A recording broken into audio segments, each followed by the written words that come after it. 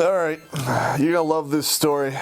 This is a story of drunken debauchery, or robbing and a mugging, and some other various bad things. All right, so I got stuck doing the 6 or 7 month tour, the multinational force observers. We were stationed in Sinai, fucking Egypt. And we would spend 1 month on sector, 1 month back at South Camp. And sector sucked. Basically, it's a desert, but it's not like a desert like sand desert. It's a desert which consists of, or sounds like you're walking across a field upon field of broken fucking china. It's all this shale, it just fucking sucked, man.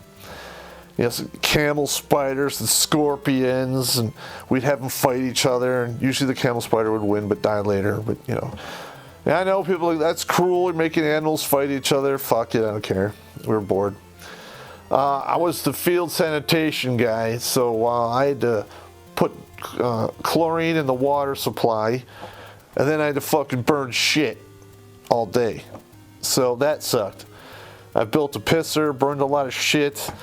And, you know, the first tour out in the sector, you know, my squad leader was all freaking out. Everyone was having some severe issues. But then, you know, when he finally realized that we're way out in the middle of nowhere, nobody's going to come here unannounced unless there's an emergency, just chill out. So, you know, I walked around in a Speedo and flip-flops with a hat on. It's my uniform of the day. And I'd be walking around, you know, with the flip-flops, burning shit, you know, fixing stuff, working the generators, you know. And then I'd go back and be a lifeguard for 2 weeks. Then we have 1 week off. Then we have 1 week to gear back up, or guard week, and then we go back out the sector. I volunteered for, they have this competition, it's like Best Warrior, but it's a competition between all the different NATO countries that are participating in the MFO mission. And the team to beat are the Fijians. For whatever reason, those guys are just superhuman. We had 2 4-man teams. You know, I was on the primary team, and you have to run through this obstacle course. It's like an 8-foot wall, and you get done at the end, and you shoot your fucking weapon, and then you do a force march. And, you know, I got pictures and stuff of that, but, you know, that's back when I was motivated. So we finish, we could do the competition, we finished, we don't get first, but we get second, third. So we basically, we couldn't defeat the Fijians that won last time, but we killed their second team. We decide, you know, because we're at North Camp, they have the competition there. We're leaving the next day, we're going to do a thunder run, which basically we go to every nationality bar, have 2 or 3 beers until we get to the end. There was the Fijian bar, the Colombian bar, the Dutch, the people from Holland, German, English, and there was a couple other ones. So by the time you get to the end, you know, you've probably had 14 beers, plus people would buy you beers, because when they found out you were on the MFO, they'd buy you shit. And like the English bar, you have to drink it. They buy it for you. They sit there and watch you drink it, or it's an insult. And one of our guys, his name was Crowley, big black guy. And we're like 2 bars from the end, and you know, Crowley's running his mouth and being a dick. And he was a big guy, like 6'4", kind of, you know, very imposing. Well, the bartender calls the Fijian police to come escort him out. So I'm standing there, I'm like, all right, yeah, the MPs are coming, what are they going to do? Okay, there was no talking. These Fijians walk in there, they have these huge fucking, I don't know if they're rattan sticks or whatever, bamboo of some type. No words are spoken. They just walk up. Crowley's like, what's up? And they just beat his ass down. You can hear like the meat and it just and they drag him out. They don't even handcuff him. They just throw him in the back of the Jeep and 2 guys sit on him and they just drive off with him. And I'm standing there holding a beer going, wow, that escalated quickly. So we go to the last bar, you know, and I'm fucking 3 sheets to the wind, you know. I'm walking out the back door just pissing, and they're like, hey, you got to get you guys out of here. You guys are fucked up. Well, I have like this really weird ability. Like, I know when I'm gonna fucking pass out. So literally, like, in my mind, I can hear like, 5 minutes till shutdown. I'm like, oh fuck, I'm gonna pass out.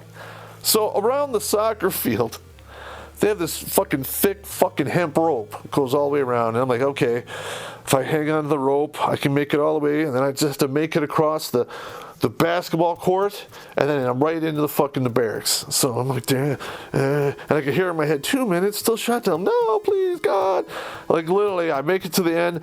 I'm like halfway across the basketball court. And then the whole world just goes sideways. And I'm laying on my back. And I guess I must have passed out because I remember I'm sitting there and I look up at the light and then I look down at my watch and I look back at my light and I look down at my watch. It's 3 hours later and these guys are standing over me. I don't know who the fuck they were. And they take my fucking watch and just leave me there. They fucking rob me. Like, God damn it. I like that watch. What are we going to do? I couldn't identify them and, you know, I was drunk. So I get up, I stagger, you know, to the barracks. You know, there's one of the sergeants just throwing up down the side of the building. A couple guys in the team, they weren't even in their fucking beds. They didn't even make it to their bed. You know, I get up on the upper bunk. I go to sleep, and I'm on, like, the rubber mattress. I am so fucking drunk, I piss myself. What are you going to do? It happens.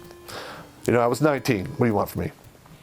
So I take off my underwear, you know, and I just throw it over the side, and I just go back to sleep. I wake up, I put on my fucking, you know, dry pants, and I look over, and there's Sergeant K, and he's got my fucking urine-soaked underwear on his face because he was off the side of the bed.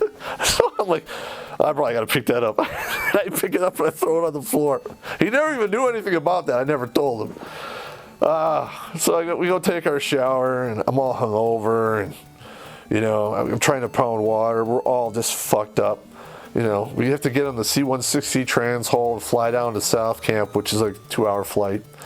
And then we had a rotation of new nurses coming in.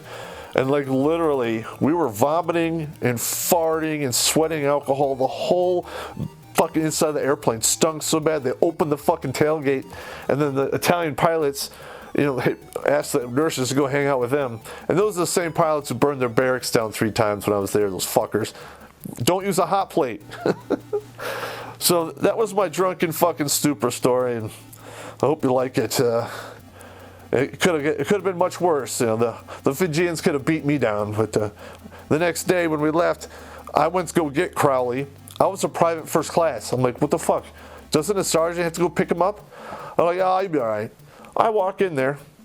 I just have to sign my name on a board, you know, on a fucking piece of paper, and they release Crowley to me, all lumped up, he had a knot over his head. He's walking out, and he's like, those fuckers are cold, man. It's fucking cold.